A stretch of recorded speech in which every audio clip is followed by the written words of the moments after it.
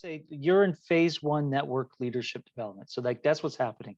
We would say you're phase one, you're in development of a decentralized network, which ironically means there are one or two or three design agents that usually have high A's, high apostolic kind of features, and they're the infrastructure, they are the hub, So later on, you may have infrastructure where it's like coaching or something like that.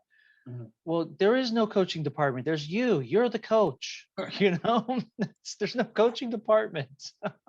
You might have a training department and like people helping train and like systems for training and stuff like that. There isn't right now. It's you're the training department. But so it's okay. It's good for you to go, I don't want to stay here, because that instinct is completely correct. You do not want to stay there. In phase two, that's part of phase two's assignment, is that things start getting away from you. You're designing for stuff beyond you so other people can do it. But initially it is you are going to be the center. Okay. Now, what do you do with that? What do you do with you being the hub, essentially? That's in coaching. Instead of mentoring them through coaching, what about you asking them questions or doing inquiry-based coaching? So at the end of the day, it's like, you're responsible for this. I'm here to help you. Right. I'm going to sit with you. I'm going to help you generate ideas. Okay. But at the end of the day, you have to do what you think Jesus wants you to do. And I'm here to help you do that. Mhm. That's our suggestion. Even in phase one, Okay. you're still going to be doing a lot of work, a lot of activity. In some ways, there will be moments where it's like you really are holding their hand as they walk through a Bible study, which that's slow going, it's like that helps you with one group. It's not something that you would publish. It's not something that you get to design for and do a cute PDF with. It's for that one person. It's Yeah. that for that one or two people leading that discussion. Yeah. And you help them do that. And it's inefficient, but there's something about the inefficiency of farming, where you put it in the ground, you water it, you pull a few weeds, and you're kind of like, I hope something good happens. And wait. And wait. The phase one, which is where things are kind of dispersed, but there needs to be one or two people or two or three people really sort of being the hub, driving, coaching, Yeah. not doing all the training, but drawing in. What would be phase two and onward? What would that look like? Well, phase two is like second generation. So now you start seeing like biodiversity of microchurches. Usually the generation one, it's initial generation. You know them all, you're connected to them all, you're hopefully leading a microchurch, you're doing a high direct ministry. It's a lot of like time and energy and relationship, and you're modeling a ton for people, but you're also setting the tone. And at the end of the day, what are they committed to? They might be committed to each other to a degree, but they're committed to each other through you. Yes. And again, that feels weird. Yeah. And it should feel weird if it goes on forever. Yeah. But it's completely natural. We're connected to each other because of grandma.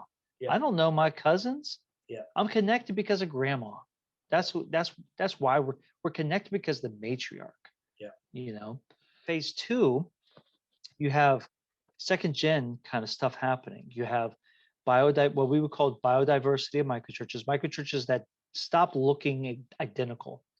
Phase one, it's a lot of identical microchurches. Phase two, you start seeing a few weirdos pop off.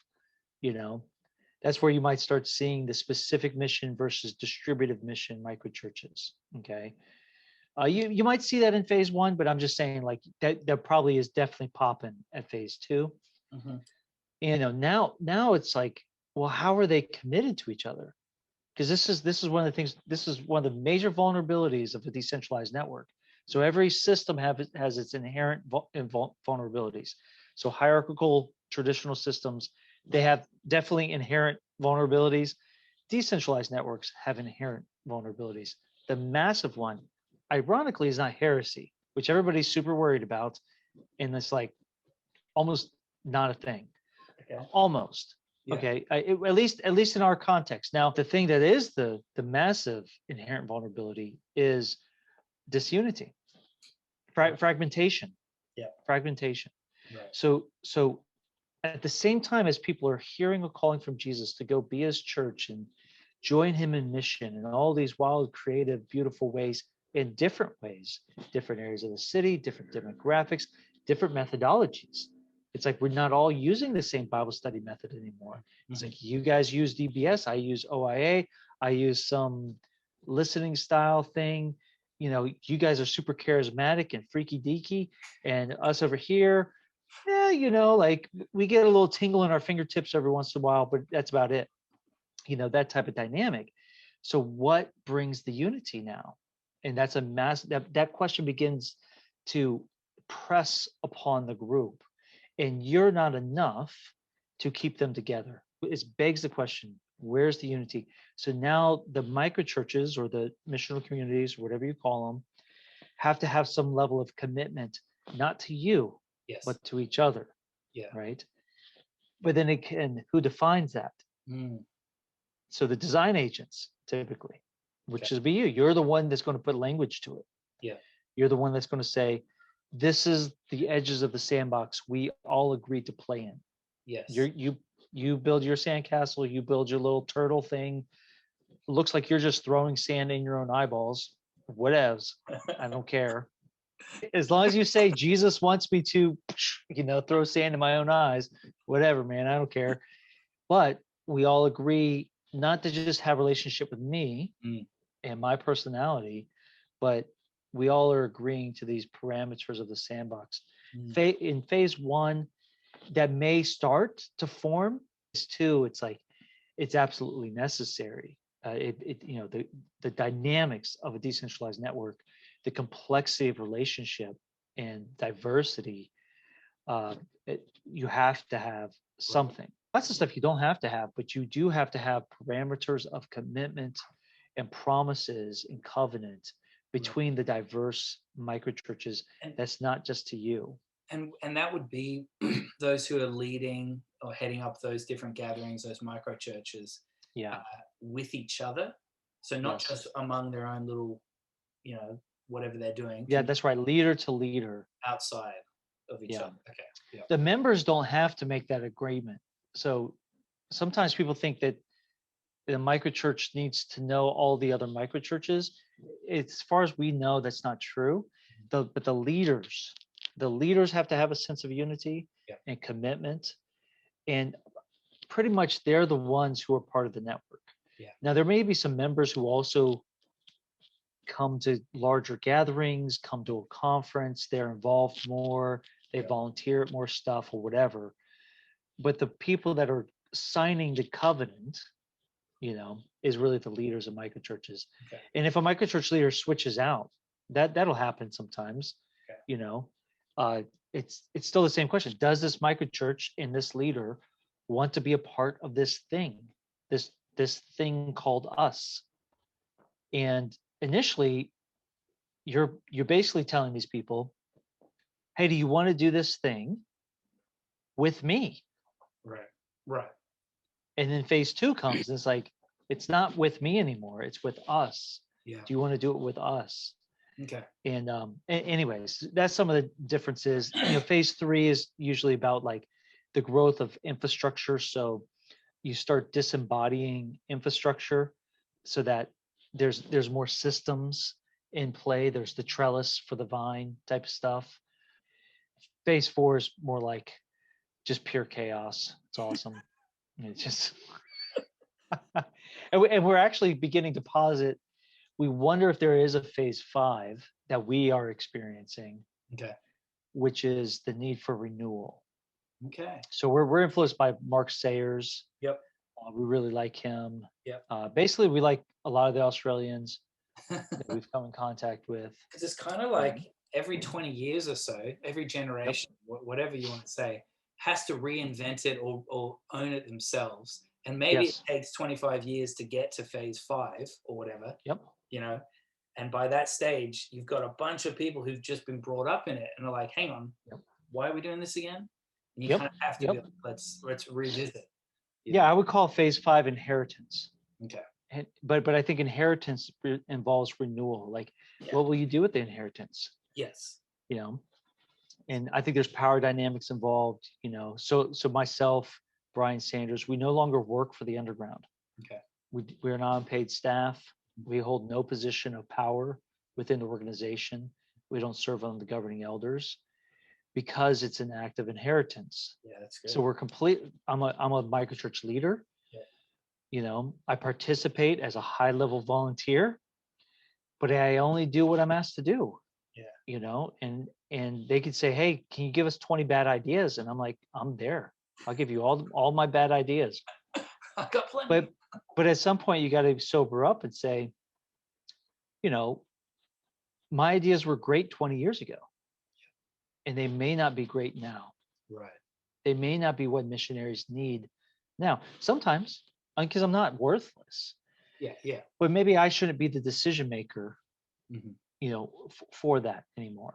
Right. Where you know, Brian and I were the decision makers early on. It was like, yeah, we think this is a really good idea. Should we do it? And we talked to a bunch of people, you know, because it's all still team stuff. But at the end of the day, who owns the responsibility to make decisions with the infrastructure? Yeah. You know, so okay. And we basically have removed ourselves from that position of power. So, anyways, you're not there yet. That's a few years down the road. So don't worry. Just read Mark Sayer's stuff and put that on the back burner. You know, because we're young in this, like we're literally at the toddler stage. We're trying to learn how to walk. Yeah. We've only got these potentially 4 gathering type of size group. We have got things planned for when it gets bigger, but we're not there yet. And I have this problem of regularly talking about 5 years down the track as though it's right now, which just confuses everyone because I'm not meaning that. I'm like, no. Yeah. Obviously, we're not doing that now. That's what we will be. And this is one of those cases where if you look on the website, it explains there's 4 ways that we gather, and the overseers or the leaders meet regularly, and that isn't happening. Yeah. But that's what I want to happen. I got you. So we've got in plan that each gathering has a core group which we call Kingdom Families, and that's 6 to 8 people who are committed, they're kind of sold out, speaking the same language. You're not trying to win them over. They're doing life together, and then around them is, you know, the community. And each gathering is made up of 2 or 3 of those Kingdom Families meeting on a Sunday. And that's kind of, that's the church gathering. The goal is, we're not here yet, but the goal is that within the gathering, there's overseers, 4 or 5 of them, and they meet up monthly with other gathering leaders. And so there's kind of like this, there's like one gathering is made up of these little micro families, make up a big family, and then that family connects with the bigger family, and then that's kind of the goal. So we haven't experienced that yet because, like we were saying, phase 1, pretty much everyone kind of comes to our place and we talk about it. And the other question was around mission and around what you do on a Sunday or whenever you gather. How do you, because I know with your micro churches, you mentioned that there are some that are literally like 2 people with a mission, and there are some with like 30 plus people.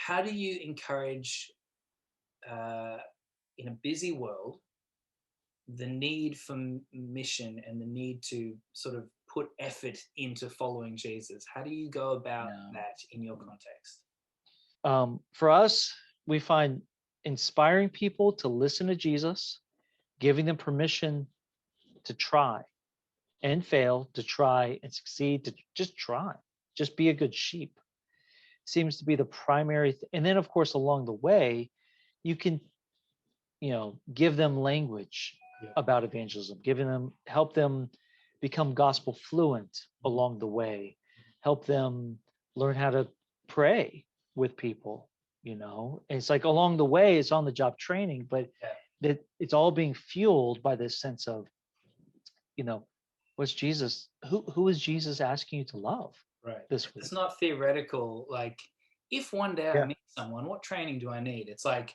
I've met the guy or the person, and tomorrow I'm meeting up with them. What do I do?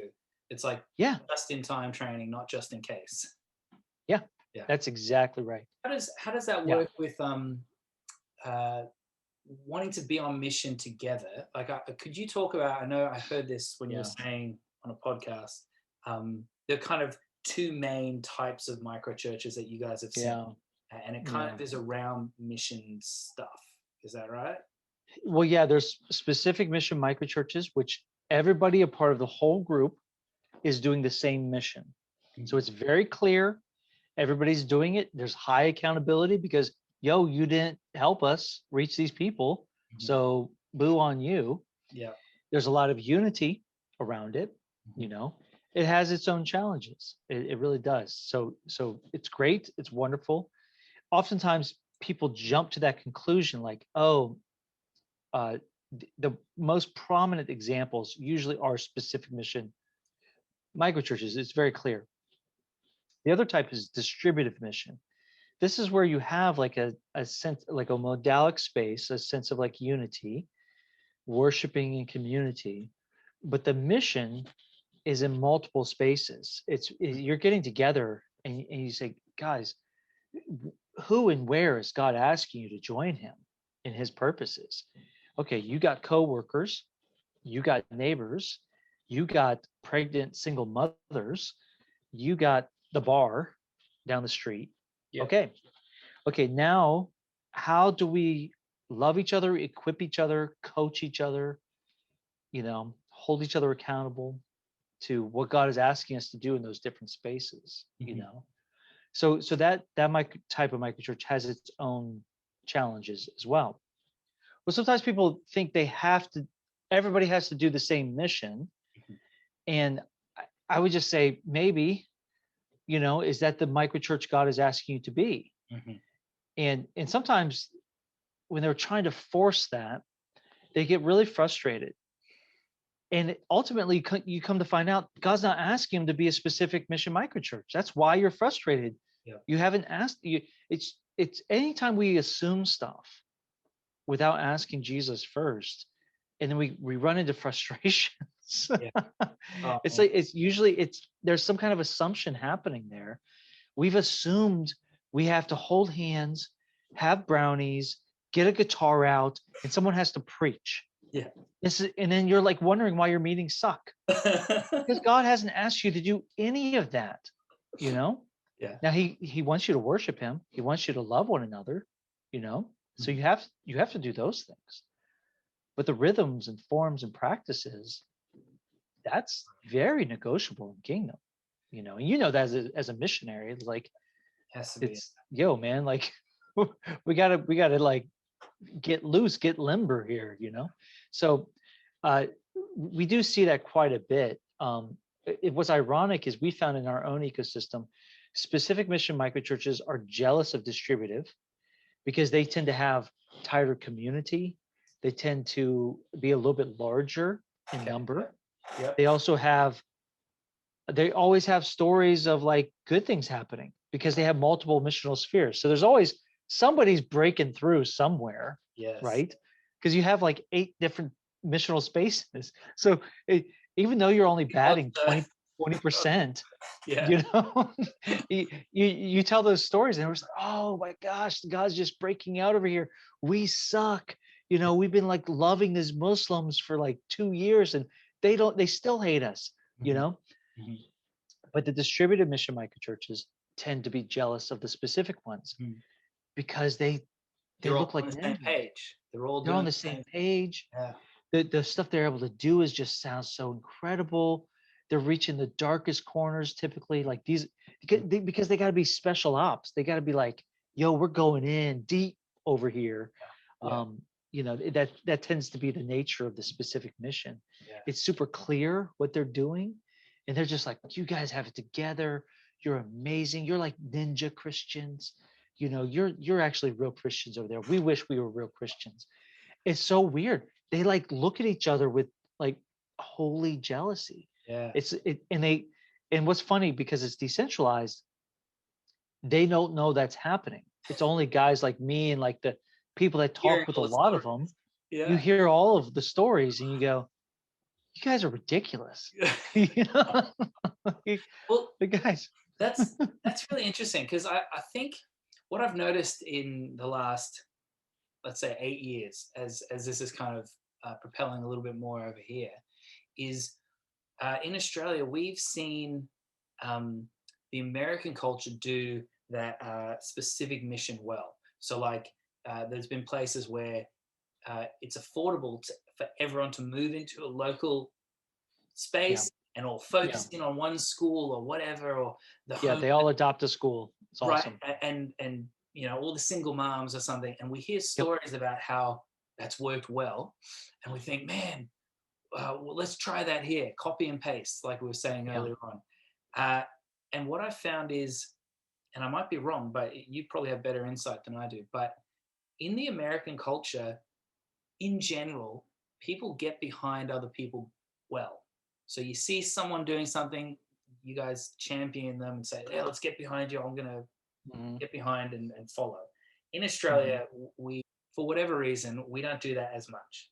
The Mhm. tall poppy syndrome type of thing. If one person's doing well, let's tell them where they can improve, right? Yeah. Yeah. Yeah. And not cheer them and make a big Okay. deal, all that sort of stuff. And so what I've found is this is almost unanimous around Australia. Every time we try and do the mission community type of thing, where we're all on the same page, it usually everyone that I've heard talks about, well, we're kind of all doing separate stuff, but we're trying to do it together and trying to Yeah. overlap. And it's Yeah. almost like we're excusing the fact that we're not that, Yeah. because this isn't quite as good, but And Mhm. so Mhm. hearing that, the two different types, has been really helpful for me. And I love Mhm. all of our Mhm. leaders to sort of get their head around that. Yeah. Yeah. I always encourage you guys to go back to what is the church Jesus is asking us to be. Mm. If he is asking you to be kind of singular mission, then maybe this diverse mission right now is it's just experiments as we try to discover that singular mission. Right. But what if it's not singular mission? What if it's distributive? What if we're meant to incubate 5 different specific missions? Right. So we spend the next 2 years being distributive mission, but in doing so, we're creating a safe space to incubate 5 different specific ones. You Nice. know, It's really helpful. always default back to listen for us. Always default back to listening. Prayer, Yeah. listening, to get at the feet of Jesus. Yeah. And if you could just figure it out with your own wisdom, just be very cautious of that. So much wisdom.